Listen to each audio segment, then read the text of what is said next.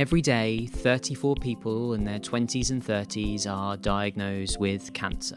On the 7th of July 2015, I was one of the 34. On the 28th of August 2008, I was one of the 34. These are the stories of what happens afterwards. This is AfterThoughts. Hello. Hi, Alice. How are you? I'm well, thank you. I'm well because I feel warmed by the recording session that we have just done with Ryan. Wasn't it a great one? Yes, and what a way to finish Series 3 of Afterthoughts. What a way to finish Series 3 indeed. So great, and so many just his storytelling is just epic, and he really brings something that I'm just so excited for everybody to get to listen to what's going on with him.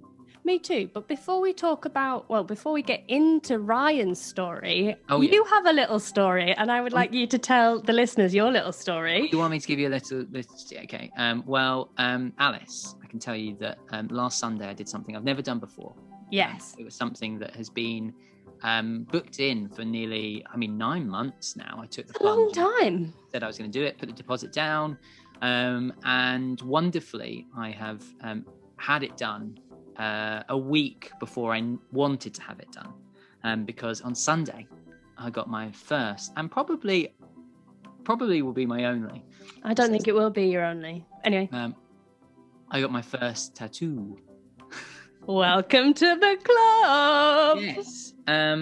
I have decided to get a tattoo of something that is kind of looking back on the fact I am next Saturday, so the 1st of May, not really knowing my dates of when anything happened, as we've discussed before, I picked the 1st of May as a particular day that is my 10-year anniversary of being post-treatment. So I decided to wanted to do something. I don't normally do it, but I feel like the Afterthoughts kind of storytellers have kind of maybe want to do something after hearing all these stories. So tell the listeners what your tattoo is.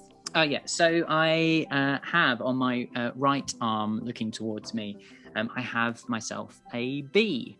And the bee is very close to where my PICC line was, and there is still some remnants. You can just about see some scar of the PICC line, but I have a tiny drop of blood, as listeners know. I had blood cancer, Hodgkin's lymphoma, and the bee for me is kind of a link to the past, but also to the future. And also, as a side thing as well, one of my favourite songs by The National is Blood Buzz Ohio. So it's kind of all wrapped into one, Alice. It's perfect. And I just think, I know you booked it in 9 months ago, and we've been talking about it for a while. Yeah. But I just think it's kind of perfect that you got it now rather than 9 months ago. So it can heal up in time for the fact of next week I'm going to see my parents, and they do not know I've got it. It's all right. They'll get over it very, very quickly. They will be very quickly. I've really built up the 10 years thing. So when I go, and look, I got this to show I was alive, or am alive, not was alive. They can't argue with you if it's They can't argue with you if it's a cancer-related thing. My mum once said that tattoos are for dirty girls, and I've got 1, 2, 3, 4, about 5. 1, 2, 3. I've got 4. You got 4, but a fifth. And one of them's massive. So. Oh. Yeah.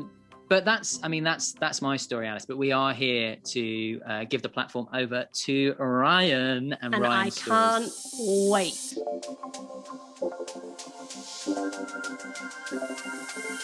Hello, Toby Peach. Hi, Alice May Purkiss. How are you today? I am very well. I'm very glad because the sun is shining, and I am really excited today because we are joined by the brilliant, fantastic Ryan Brovin. Ryan, how are you? All right, I'm very well, thank you. Love to be here. Now, should I call you Ryan Brovin or should I call you Ryan Govin? Call me Ryan Brovin. That's my professional name and my married name, even though it isn't official with the government.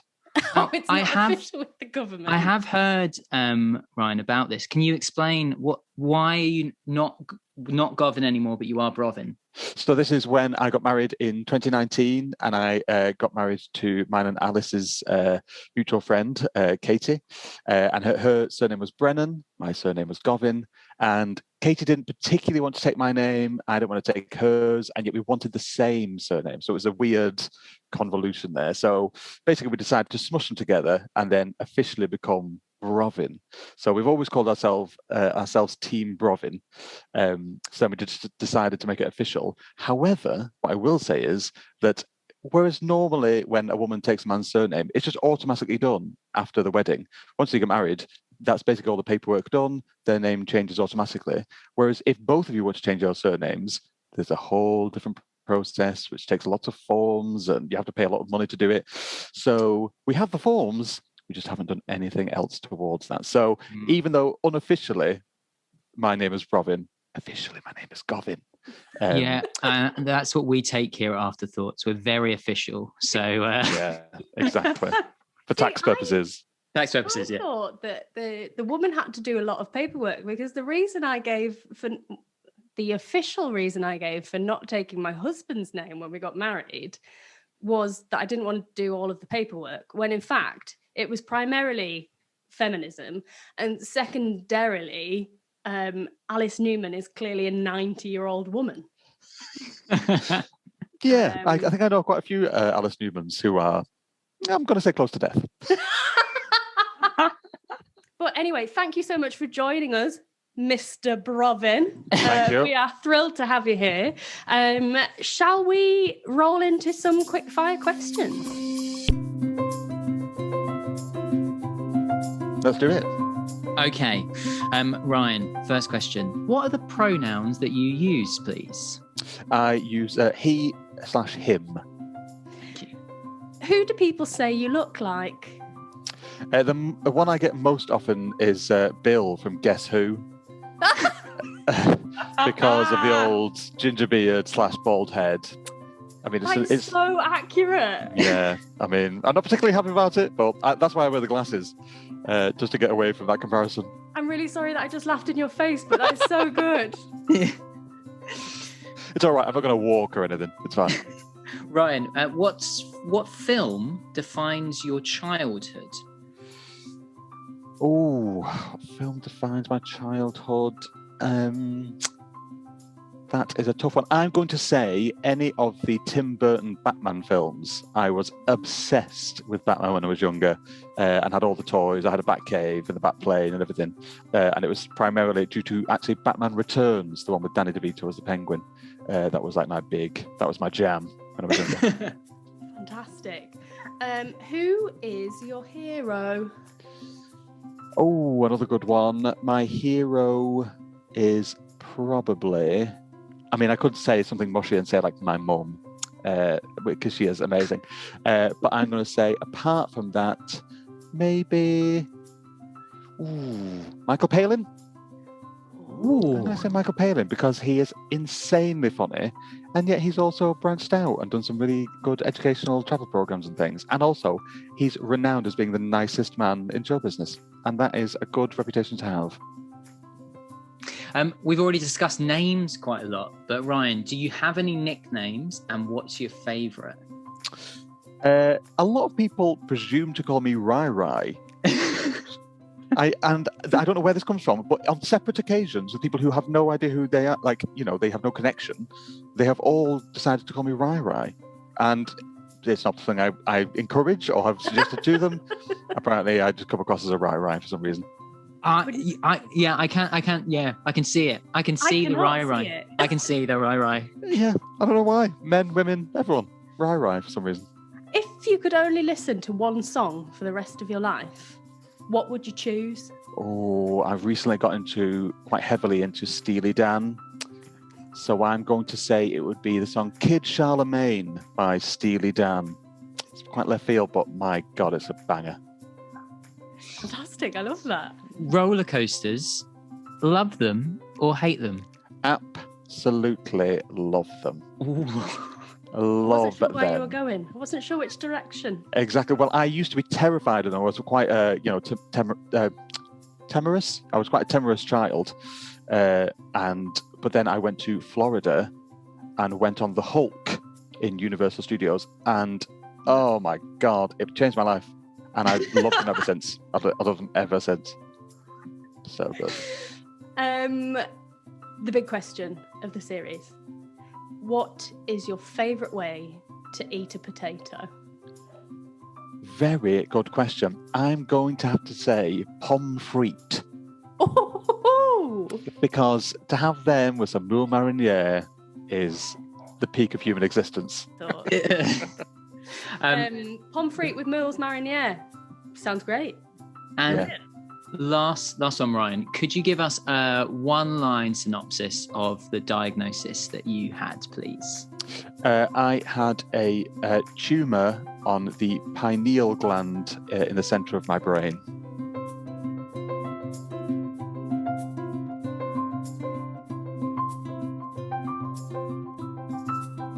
The story that we often hear when we're talking about cancer is the diagnosis one. And often for the patient, it becomes really perfunctory, and it's the story that we tell again and again and again. So with this first section of Afterthoughts, we want to hear a story beyond that diagnosis. So Ryan, I'm going to hand over to you so that you can tell us a story beyond your diagnosis. Thank you. It was a bit strange with my diagnosis day because I got diagnosed and then immediately had to go in for brain surgery to relieve the pressure in my head. So what had happened was when they discovered my tumour, it was actually sat on top of my spinal cord and was blocking the flow of brain fluid down my spine, and it's a normal circulatory system there. And this had all been stopped by this big tumour. So what they had to do was make an incision behind my eyes to give the fluid another, route to go down. So it was all quite frantic that day when I got told that I had a tumour, because then I was also immediately told that I had to go in for brain surgery that evening. So aside from all the telling relatives and, making sure that all the important people knew, I was also preparing to go into brain surgery for the first time. So it all went by in a bit of a blur. Following that operation, I felt like $1 million because all of my symptoms went away. My headaches, my blurred vision, everything was totally solved by this first operation. Even though the tumour was still there, it was still growing, it didn't matter because that brain fluid could all just flow a different way, and therefore I had no more symptoms. So I went to the Edinburgh Festival, I went to, the theatre, I saw friends and family and stuff, still looked exactly the same, everything was fantabulous. And then I had to, go in for chats about my further operation, which was going to be 9 hours long. I was to remove the tumour and then to have chemotherapy and radiotherapy. I had to go into cancer wards and speak to doctors. And I just remember finding it incredibly shocking to see so many young people in one place suffering from cancer. And all the various, some people had a leg missing, a lot of people didn't have any hair or eyebrows or were bedbound. And that was really quite cold water to the face moment, because these were all people from the ages of, 8 to 25, people, normally in the prime of their lives. And then they were all in this horrendous situation. And, maybe in real life, you would see 1 or 2 people with cancer in a year. This was 20 or 30 people every single day, all with different things, just all coalesced in this one area. But it didn't actually turn into quite a nice environment because you were all in the same boat. And I remember when I was actually in the ward, there was me and 3 other lads, and we were all comparing how we, the stories about how we'd got there. And I was currently winning because I had this massive scar down the back of my head, and I'd just come out of brain surgery and stuff. Until one lad from Stoke stopped me and was like, "Whoa, whoa, whoa, whoa! You think that's bad?" have a listen to this. And he'd had testicular cancer, and they'd caught it really early. So what normally happens with testicular cancer, as far as I'm aware, is they will bring you in, they'll just remove the testicle that has cancer and give you a little plastic one maybe to fill the gap, and then send you home, all fine and dandy, you don't have to worry about it.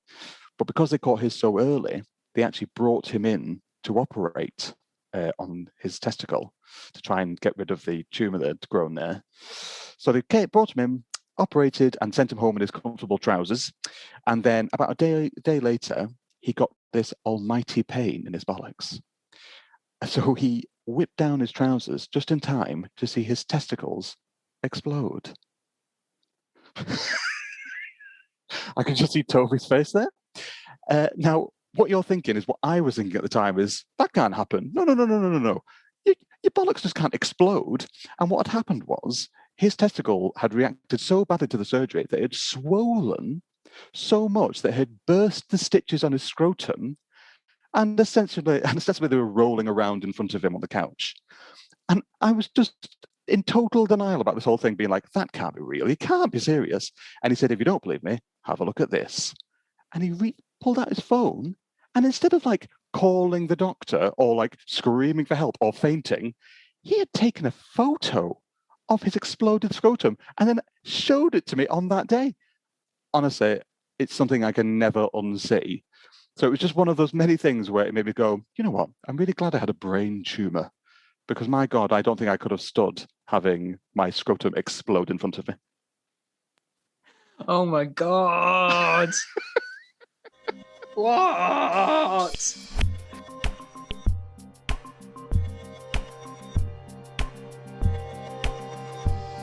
Next up on Afterthoughts, we are focusing on the invisible impacts, some of those experiences that might not be seen by people. So over to you, Ryan, for the invisible impacts section. So yeah, this was more just the general feeling of losing 3 important years of my life at a vital juncture, because I got diagnosed when I was 21. I was 6 months away from graduating university when I started developing my headaches, and I got diagnosed the Monday before my graduation, which was on the Thursday. So it really couldn't have been more on that, stepping into adulthood and real life and going out and getting a job.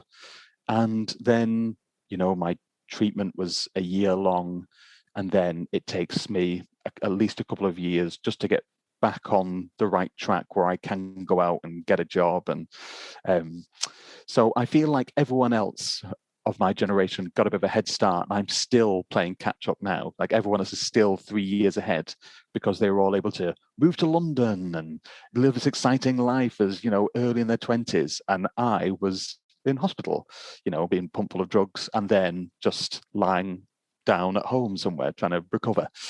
So that still rankles with me and is still on my mind a lot these days. And also, it sort of robbed me of my self-esteem for a long time, because it just changed me physically so much. And I don't mean like a lot of people, I didn't lose any limbs or, anything that major, but my physical appearance changed. I gained so much weight. I was as fit as a flea at the end of university, and then I gained so much weight because of the steroids and having to lie down and not being able to do any exercise. And I lost all my hair, and that never came back. So it's funny. I remember it was so starkly exposed to me, because I remember getting my 3rd young person's rail card. Applied for one when I was about 26 or 27. So this was my 3rd one, and I had to get a passport photo taken, as you always do when you have to do these things. So I did it then and there. And it was only when I came back home and I was swapping them around in their little folder that, your little wallet you have for them. And they were in behind one another. So I got all 3 of them out. And it was just a total shock to look at the same guy, within the space of 10 years, just in these 3 photos, and just how different I looked at all 3 of them. And I remember going in to my roommate at the time and being like, look at these. Do you remember me looking like that?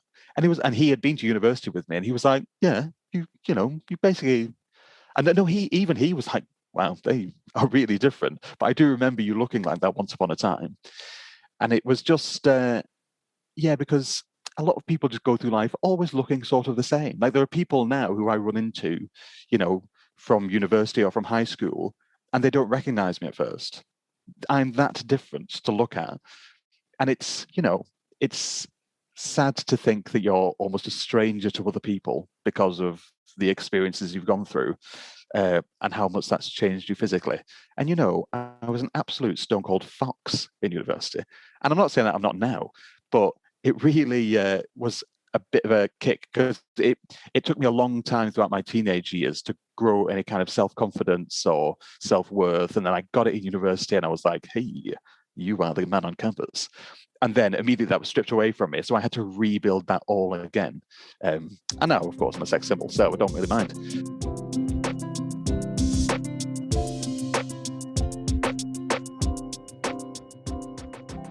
Up next, we're going to talk about those around us, because even though cancer happens to an individual, it happens to an abundance of people around the patient as well.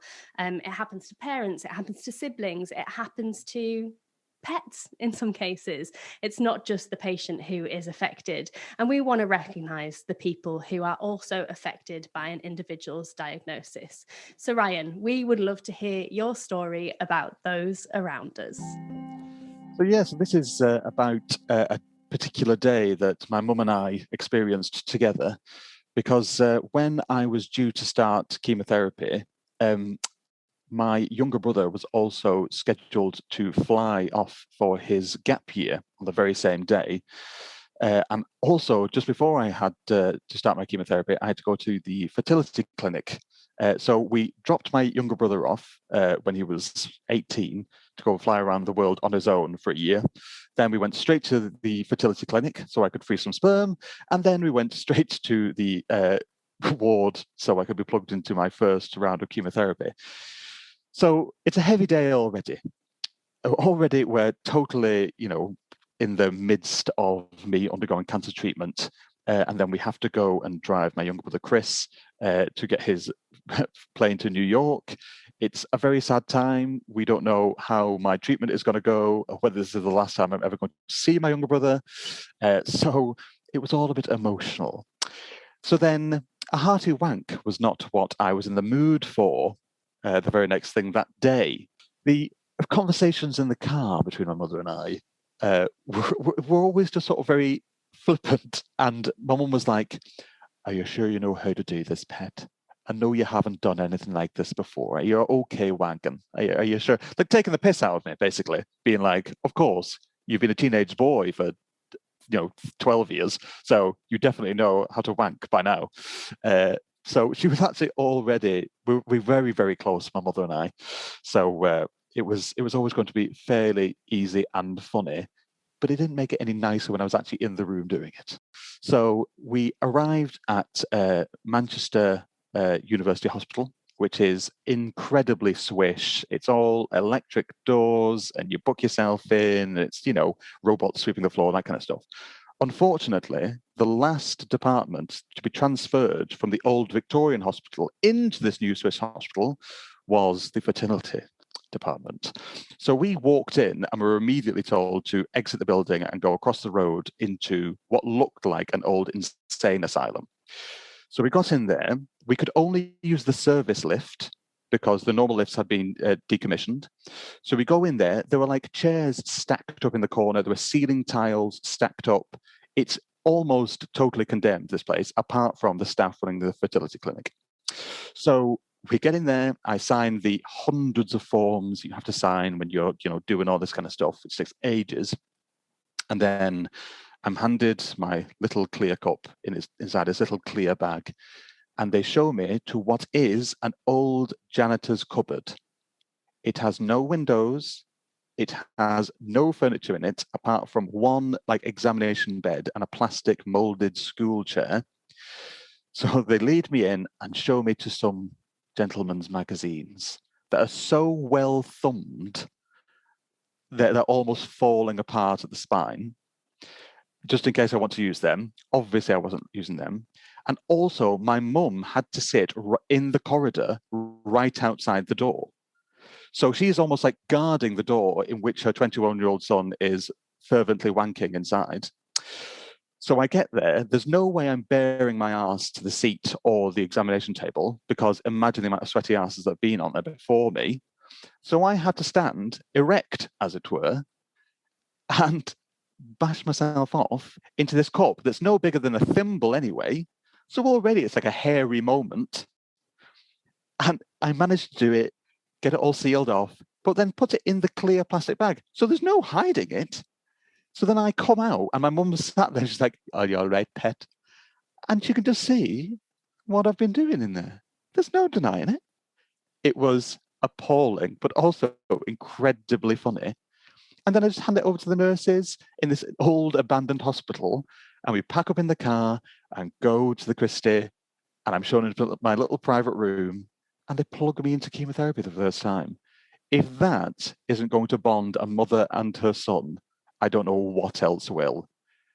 God bless that woman. And so once I got plugged in, I remember just turning to my mum and saying, "And so it begins." Next up on Afterthoughts, it is the lost conversation section. This is an opportunity for us to hear a story that highlights a conversation that might not be being had. So with the public or in the cancer community, what is the conversation that we need to be hearing more about? So over to you, Ryan, for the lost conversation section. Yeah, it's something that's always sort of rankled with me. It's because I went on a post-cancer course where they discussed how to get, this was organised by the Christie, and it, all about how to get life insurance and, follow-up procedures and all that kind of stuff, and how you can psychologically deal with this, and you were given contact details for, psychologists and stuff. And at the very end of this week-long course, bearing in mind that there are, 16-year-old girls there who've now lost a leg, or, there were some seriously ill people there who had really suffered and had like brain damage and things like that. And at the very end of the course, they were asked, or the whole room was asked for a straw poll about if any of you could have changed the fact that you had cancer, would any of you? And I was the only person who put my hand up. And I feel like it's kind of a leading question, because then all the answers were, well, it's made me the person I am today, and it's what doesn't kill you makes you stronger and stuff like that. And I was like, yeah, but you could still have two legs now. If you had never gone through all of that, your family could have never gone through all this kind of trauma. And I feel like it sort of plays into that trope of it's a battle and it hardens you and all that kind of stuff. And I feel, it's totally up to the individual, but I feel like that kind of story about this is like a journey we go on, as opposed to this absolutely horrendous thing that, I think it stops us from truly facing the horror that we've gone through and being able to process that in a healthy way. If all you think of it as is, I battled this thing, and yes, it may have taken my breast or my testicle or my leg, I'm all the stronger for it. And that might be true, but I feel like it, it's a bit too close to that whole, it was a battle kind of narrative.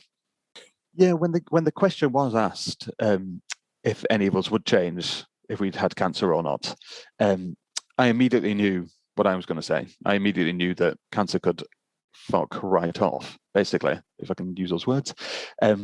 Mainly because I'd already had, multiple heart attacks by the time I was 10 years old. Like, I'd died in hospital and had to be revived a couple of times. So, my life had already hung precariously in the balance when I was a very young lad.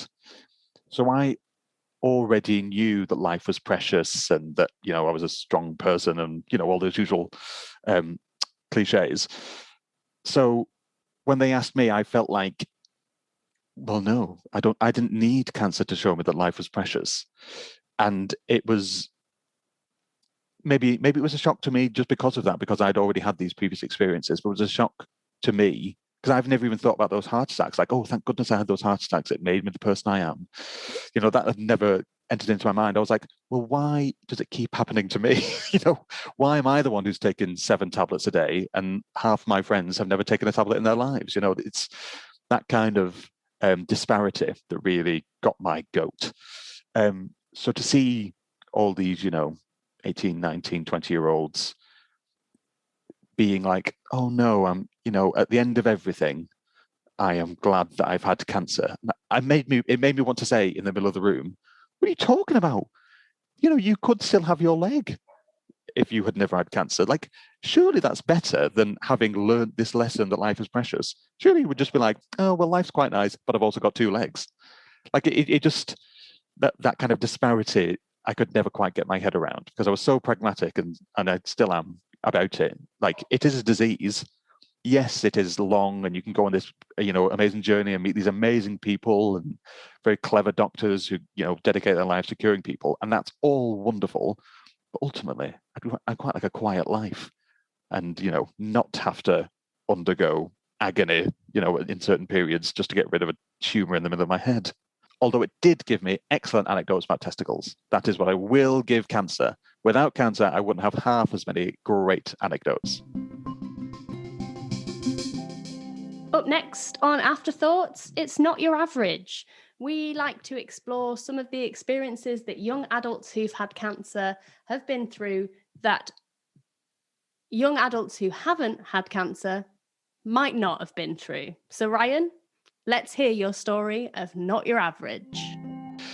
This is a story that, having said all that in the last section about, not being grateful to cancer, this is one of the things that did actually come out of it that has been a positive influence on my life, which is I remember once during one of my longest stretches on the chemotherapy ward. So I would have been on there for maybe just over a month solidly in the same bed on the same ward, which was only tiny and with very little windows. I was in Manchester, I was in the Christie, and it was having one of its usual incredibly heavy downpours.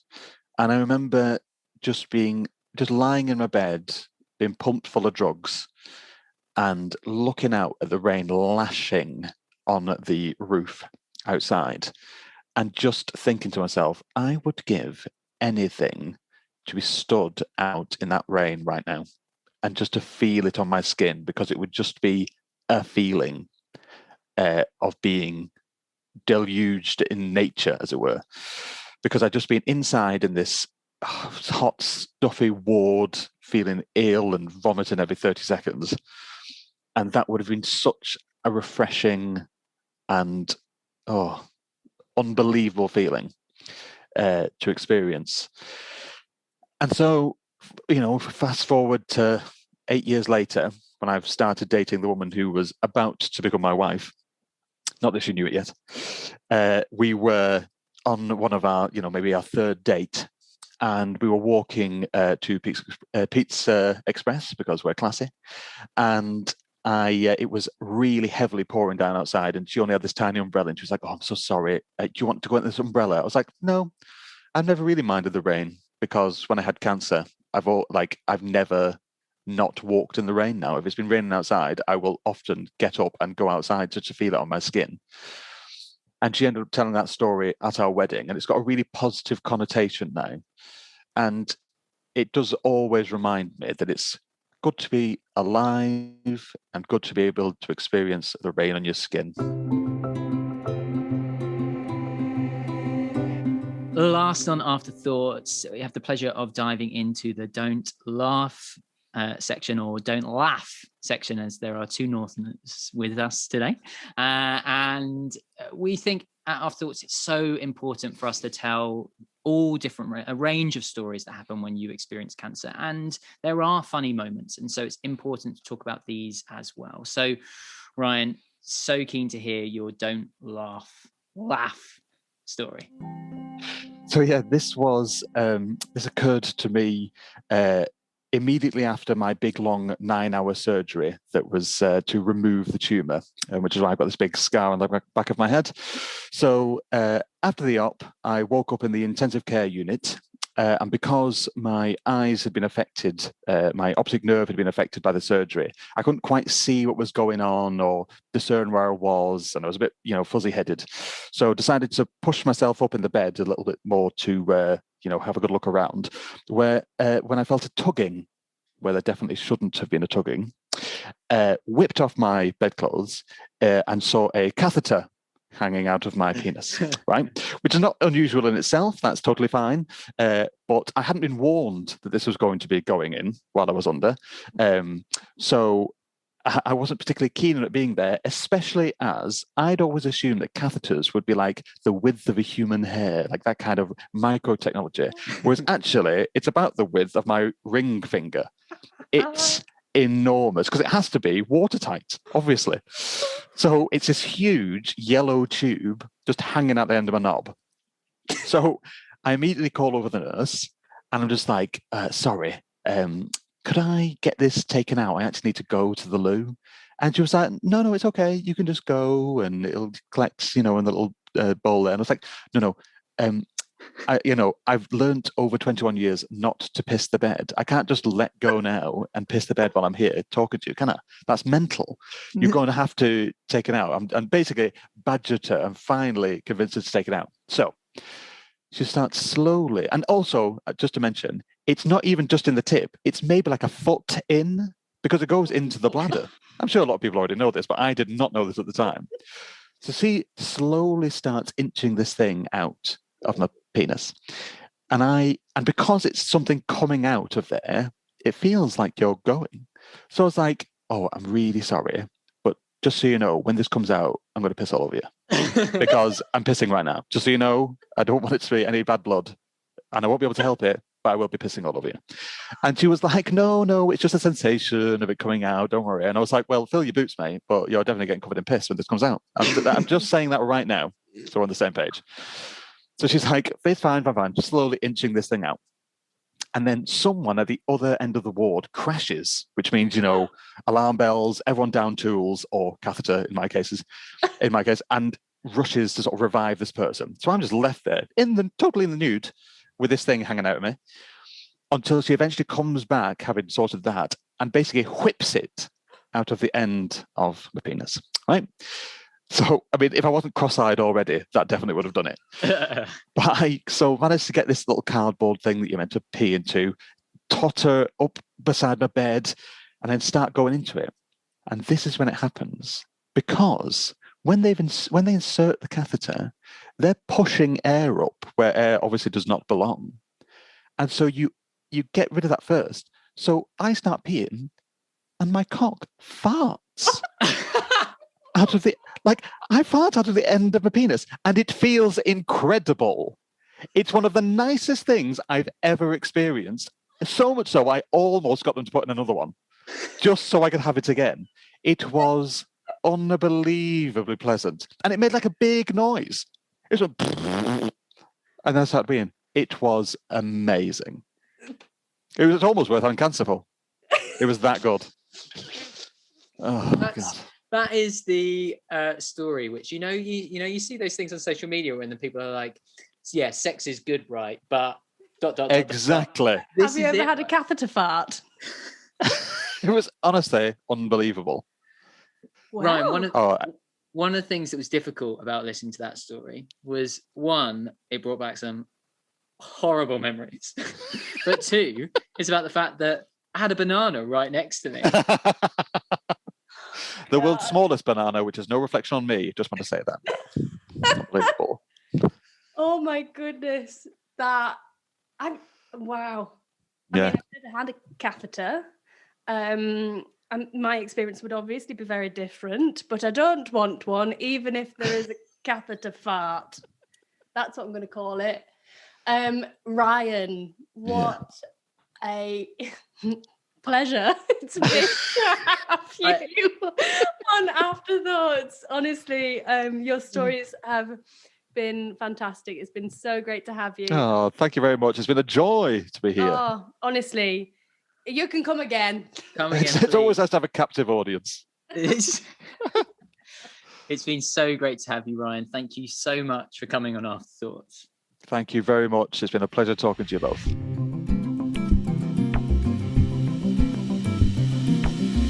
So, Alice, there was Ryan. Mr. Brovin. Now, you said to me that Ryan was going to bring it. And what was in... Bring it! What did he say in the text message to you? He said he was going to bring stories about testicles and catheters galore. And my word, did he? He did. And he had us laughing from the get-go. And that's what I love about Ryan. Like, I mean, he's a hilarious man anyway, but he's just so great at sharing the light and the dark. Toby, please tell me, what is your afterthought on today's episode of Afterthoughts? I was really taken by the story in Not Your Average about feeling the rain. It really really kind of made me think about the kind of mundane brilliance of life and how the contrast when he was talking in the Lost Conversations about like perhaps not wanting certain things that cancer has given him, and then talking about that appreciation of the rain. And I was really struck by sometimes we can have these big kind of epiphany moments that happen when you experience something like a trauma at a young age, but also how though just sometimes it's about those little things as well. It's about like remembering what it's like to be able to step outside a locked room or being able to walk in the fresh air. And oh my word, the rain story just really hit me. And Alice, I mean, it did bring out the first tears. I've seen you first tears in 21 episodes. 21 episodes, yeah. So, yeah, it was just magic. And I don't know if it's because, I know Ryan, I know Katie, his wife, and they're just the most fantastic couple. I love them both very, very much. But yeah, that just got me right in the feels. I just thought it was really, really magic. And yeah, that really resonated with me. I've talked before about how much I love light now, and how I have made my dad stop the car. There was one time before Christmas a few years ago when me and my dad were out somewhere. We'd been to buy a Christmas tree, and I made him stop the car because I was like, Dad, that light is amazing. Let's get out and look at it. And he was like, what are you doing, you weirdo? And then when he got out of the car, he said to me, actually, yeah, you're right. That is pretty special. And Luke was saying about that, wasn't he, in the previous episodes? And my friend Grace, she always talked to me about the sky, and she had a cancer that affected her eyes, and she still has her sight, but she talks so beautifully about like her appreciation of the sky. And my words, whenever I see, and I've worked with Grace quite a bit, so we've talked quite a lot about this, and whenever I see a beautiful sky, I message her straight away. And I'm like, look up, how amazing is that sky? And she does the same. And it's just, it's those mundane things perhaps that we sometimes might not see. And that really hit me. But Alice, tell me, what is your afterthoughts on today's episode of Afterthoughts? I wrote down one thing when Ryan was talking about the looking at the 3 pictures of himself on those rail cards. And I thought it was so interesting that he had those 3 pictures at those kind of 3 moments. And I think a rail card is a really interesting way to mark those 3 moments, because they do kind of come at pivotal points, right? Because you get your rail card like once every 2 or 3 years. But the thing that really struck me about when he was talking about that, he said, it's sad to think that you're a stranger to other people because of what you've been through. And that I thought was really interesting, because I really resonated with that, because I have definitely become a stranger to people because of what I've been through. But I've also been a stranger to myself at times because of what I've been through. But also, like, I feel like in lots of ways, when you've been through cancer, you know yourself better because of what you've been through. And even though you may be a stranger to other people, I don't know, I think there's something I don't really know what I'm trying to say, but I feel like that sentence just really stuck out to me as something that was really pertinent and kind of fits in with Not Your Average as well. And I just thought it was such a powerful thing for Ryan to have said, and that really stuck with me. And that was the thing with Ryan, like we had a lot of laughs. We really did have a lot of laughs, but there were so many powerful things that were accompanied, which is what we've seen through all of our storytellers this series and through the previous series. So we will have our wrap-up episode, as we do every time, featuring some highlights. But Alice, that's the last episode of series 3. Another series in the bag, and now we have to decide which are our highlights of each of the themes. We have to come to an agreement. And that is a fun time. So, listeners, thank you so much for tuning in, for putting us in your ears and hearing Ryan's stories. And we will see you very soon for the wrap-up episode. We will see you very soon. And thanks for listening.